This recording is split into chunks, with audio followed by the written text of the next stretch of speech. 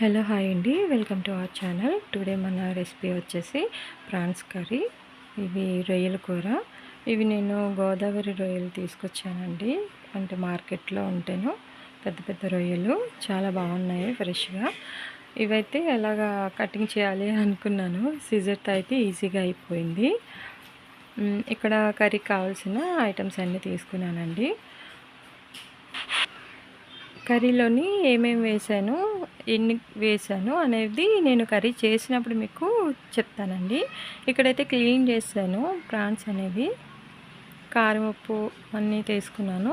ఇవైతే ప్రాన్స్ అవి చూడండి, కొద్దిగా కాళ్ళు కూడా వదిలేసాను. ముందు కాళ్ళు అయితే అవి బోన్స్, మనం చికెన్లోని మటన్లోని బోన్స్ ఎలా ఉంటాయో అలానే ఇక్కడ కర్రీలో కూడా బోన్స్ అవి అలానే టేస్ట్ ఉంటాయి అన్నమాట. ఇవైతే బాయిల్ అయ్యాక కొద్దిగా మెత్తగా అయిపోతాయండి, గట్టిగా అయితే ఉండవు. ఇక్కడ కళాయిలో అయితే కొద్దిగా ఆయిల్ తీసుకున్నాను. ప్రాన్స్ అనేవి కొద్దిగా ఫ్రై చేయడానికి. డీప్ ఫ్రై అయితే చేయనండి.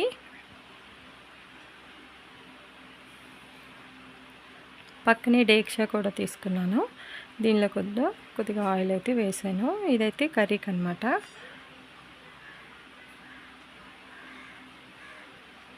కళాయిలోని ఆయిల్ అయితే వేడెక్కాక మనం ప్రాన్స్ అయితే వాటిలోని వేయాలండి. ఇవి కట్ చేసుకోవచ్చు కూడా, అంటే చిన్న చిన్న ముక్కలుగా. బట్ ఇవి విరిగిపోతాయి కాబట్టి, అంటే ప్రాన్స్ కొంచెం విరిగిపోతాయి కలిపేటప్పుడు. అందుకని నేను అలాగా ఒక్కొక్కటిగానే వేసాను. ఇలా కూడా బాగున్నదండి. ఒకవేళ మేము కట్ చేసుకోవాలనుకుంటే తప్పకుండా కట్ చేసుకోండి.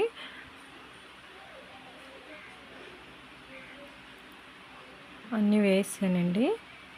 బాగా ఫ్రై చేయాలి. కొద్దిగా సాల్ట్ అయితే వేసాను, ఒక 2 స్పూన్స్. ఇక్కడ డేక్సాలో ఆయిల్ కూడా వేడెక్కింది. వేడెక్కిన ఆయిల్లో నేను ఒక 3 మిర్చీస్ అయితే కట్ చేసి వేసాను. అలాగే ఆనియన్స్ కూడా వేసానండి. ఇవి ఒక 4 ఆనియన్స్ అయితే తీసుకున్నాను. రొయ్యలు అయితే కేజీ రొయ్యలు అవి. ఆ కేజీ రొయ్యలకి నేను 4 ఆనియన్స్ అయితే తీసుకున్నాను. చిన్న చిన్నవిగా కట్ చేసుకోవాలండి, ఎగురు బాగా మంచిగా రావాలంటే. కరివేపాకు కూడా వేసాను.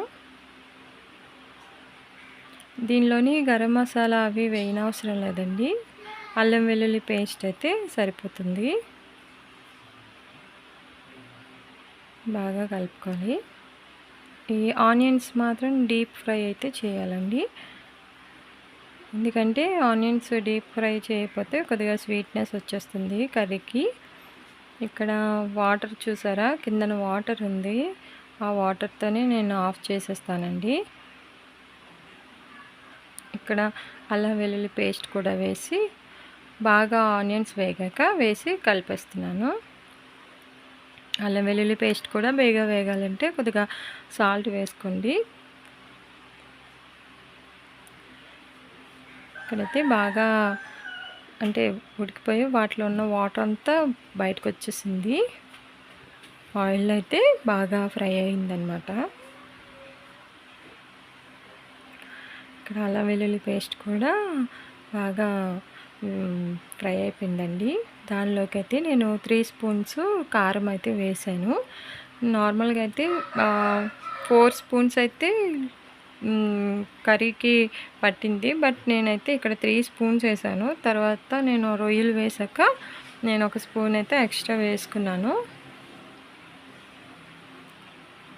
బాగా కలిపి దాంట్లో కొద్దిగా పచ్చితనం పోయాక నేను టమాటాస్ అయితే వేసానండి. ఇవి ఒక 7 టమాటాస్ అయితే నేను మిక్సీ చేసుకొని వేసాను.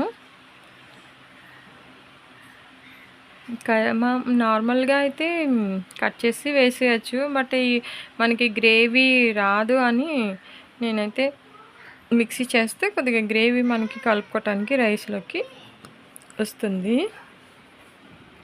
ఇక్కడ టమాటాస్ అయితే బాగా మగ్గించాను. ఇక్కడ మళ్ళీ కొత్తిమీర కూడా వేసాను.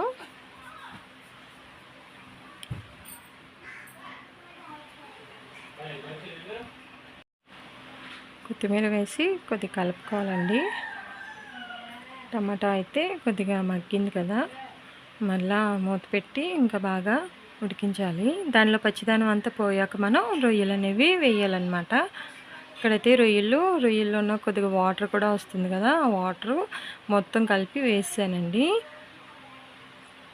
నాన్ వెజ్కి ఎప్పుడైనా ఆయిల్ ఎక్కువే పడుతుంది. ఆయిల్ తగ్గిందంటే టేస్ట్ వేరేగా అనిపిస్తుంది. కాబట్టి నాన్ వెజ్ చేసుకున్నప్పుడు ఎక్కువ ఆయిల్ వేసుకోండి. ఇక్కడైతే నేను ఇంకా వాటర్ వేయలేదు. ఉన్న గ్రేవీలోని ఆ టమాటా తర్వాత రొయ్యలులో వచ్చిన వాటర్తోని నేను అలాగా కాసేపు స్టవ్ మీద ఉంచాను. కాసేపు ఒక 5 మినిట్స్ అలా హైలో పెట్టాక నేను వాటర్ అనేవి వేసానండి. మనకి గ్రేవీ ఎంత కావాలో దాన్ని బట్టి మనం వాటర్ అనేది యాడ్ చేసుకోవచ్చు. నేను ఆ వాటర్ యాడ్ చేశాక కారం అయితే ఒక స్పూన్ కారం అయితే వేసాను. అది బాగా మూత పెట్టి ఉడికించాలండి. ఇక్కడ చూడండి, ఎక్కువ కలిపేయద్దండి, ముక్కలు విరిగిపోతాయి అన్నమాట. సో ఎక్కువ కలపకుండా కొద్దిగా లైట్గా అటు ఇటు, చేపలు ఎలా అయితే మనం చేసుకుంటామో అలానే ఇవి కూడా కొద్దిగా జాగ్రత్తగా చేసుకోవాలండి. కర్రీ అయిపోయిందండి. నేనైతే సర్వింగ్ ప్లేట్లో తీసుకున్నాను. ఈ వీడియో మీకు నచ్చినట్లయితే లైక్ చేయండి, షేర్ చేయండి, నా ఛానల్ని సబ్స్క్రైబ్ చేసుకోండి. మరిన్ని వీడియోస్ కోసం బెల్ ఐకాన్ని ప్రెస్ చేయండి. Thanks for watching.